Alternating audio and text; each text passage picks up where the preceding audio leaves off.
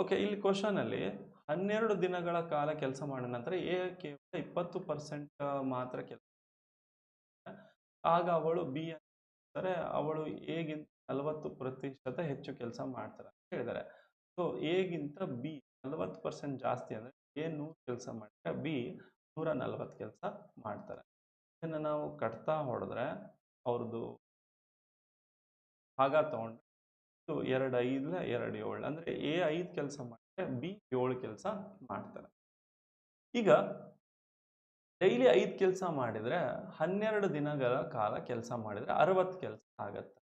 So A 60 ಕೆಲಸ ಮಾಡಿದಾರಲ್ಲ ಅದು ಕೇವಲ 20% ಮಾತ್ರ ಅಂತೆ.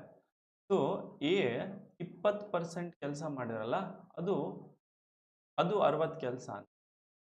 ಹಂಗಾರೆ ಇನ್ನು 80% ಕೆಲಸ ಎಷ್ಟು? ಇನ್ನು 80% ಎಷ್ಟು?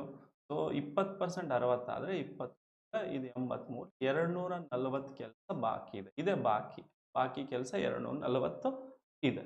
ಕರೆಕ್ಟಾ?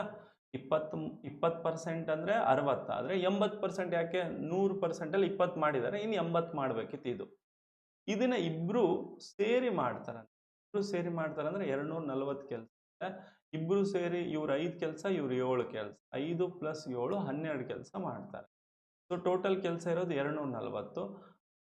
ಡೈಲಿ 12 ಕೆಲಸ ಆದರೆ ಇವರಿಗೆ 20 ದಿನ ಬೇಕಾ?